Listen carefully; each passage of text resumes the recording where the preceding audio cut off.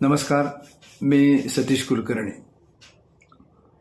अलीकडं बऱ्याच भाविकांना वाटतं की आपल्याला एक चांगला गुरु असावा, गुरुजी सांगेल ते आपण ऐकावं, गुरु सांगेल ती उपासना करावी आणि आपल्या जीवनाचं सोनं करावं. मलाही बऱ्याच वेळा फोन येतात, आम्हाला चांगला गुरु सुचवा, आम्ही त्यांच्याकडे जाऊ, त्यांच्याकडून दीक्षा घेऊ. पण गेल्या 51 वर्षात मी कोणताही गुरु केला नाही. जो केला तो श्री स्वामी समर्थ. 1972 साली देव आणि गुरु त्यांनाच मानलं. आई वडिलांचा कृपा आशीर्वाद तर पाठीशी आहेच आहे.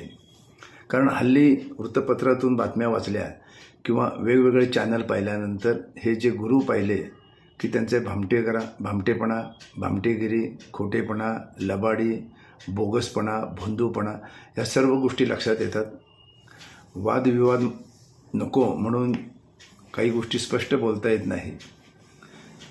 हल्ली गुरु आपल्याला हवे तसे मिळत नाही, तशी परिस्थिती पण राहिलेली नाही. महिला एखाद्या बुवा महाराजा नादी लागतात आणि नंतरचे प्रकार आपण वृत्तपत्रातून वाचतो.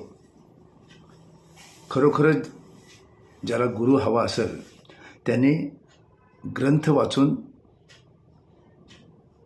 त्या महाराजांना समजून घ्यायला पाहिजे. बरेच ग्रंथसुद्धा एक अतिशयोक्तीने केलेले असतात.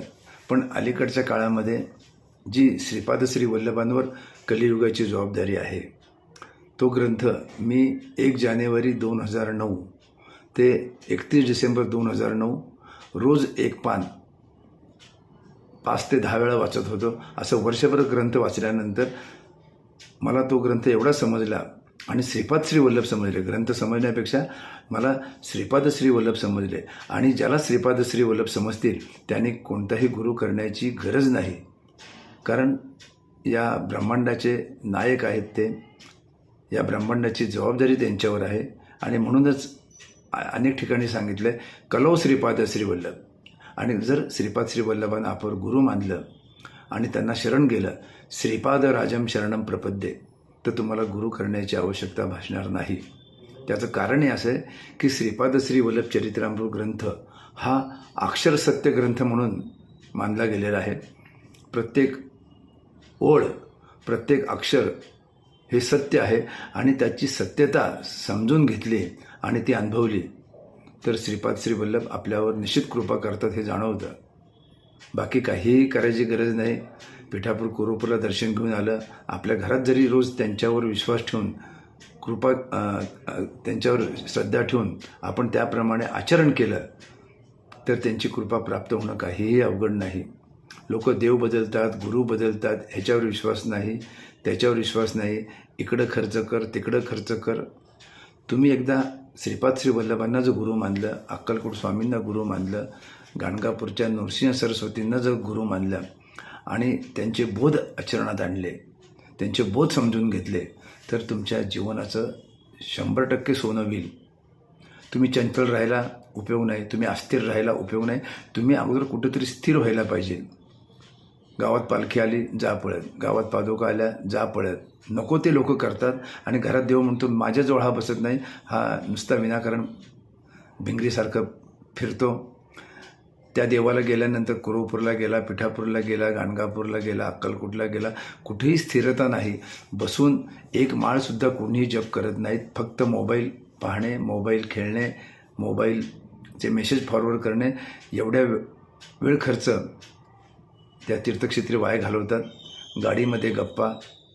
त्यामुळं जीवनातला सेवेचा जो अमूल्य वेळ आहे तो वाया जातो आणि आपल्या पदरामध्ये काहीही पडत नाहीत. तुम्ही श्रीपाद श्री वल्लभांना समजून घ्या. तो ग्रंथ मनापासून सावकाशपणे वाचा. बोटं फिरवण्याचा कार्यक्रम करू नका.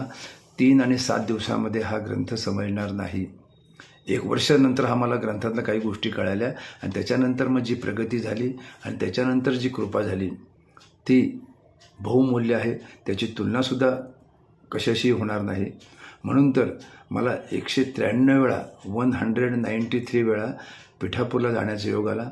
आणि श्रीपाद श्री वल्लभांना वाटलं असेल की ही व्यक्तीच माझं सेवा कार्य वाढवू शकते म्हणून माझी निवड झाली असावी. आणि त्यानंतर कोणताही आढावेढा न घेता मी जात असतो. आणि त्याच्यानंतर जी प्रगती झाली, कृपा आशीर्वाद झाला. हे जे मला भेटलेले आहेत किंवा मी जे सांगतो हे सांगितल्यानंतर लक्षात येत असेल की माझा कोणताही अभ्यास नाही, परंतु बोलायला लागल्यानंतर 7-8 मिनटं जे सुचतं ते मी भाविकांपर्यंत पोचवण्याचा प्रयत्न करतो. कारण ग्रंथ हा फल देणारा असतो, त्यात सर्वात महत्त्वाचं आचरण महत्त्वाचं आहे. आणि ग्रंथ वाचल्यानंतर आचरणाला तर सुरुवात केलेलीच आहे, पूर्वीपासून आचरण चांगलंच ठेवलेलं आहे, पण अलीकडं पुन्हा ते ग्रंथ वाचल्यानंतर भक्तांना आनंद देण्याचा एक उपक्रम मी सुरू केला आहे. ज्यावेळी मी कुरवपूर पिठापूरला असतो तेव्हा वेळ वाया न घालवता लोकांच्या समवेत सामुदायिक नामस्मरण, सत्संग असा कार्यक्रम केल्यामुळे, अशी सेवा केल्यामुळं भाविकांना आवडती, माझाही वेळ जातो, कोणतीही अंधश्रद्धा नाही आणि चांगले विचार सांगणे माझं कर्तव्य मानतो. आवडू न आवडू हा विषय नंतरचा आहे, परंतु चांगलं सांगायला काहीही लागत नाही.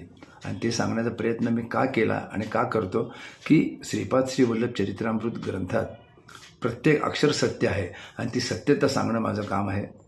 भाविकांनी याचा विचार करावा.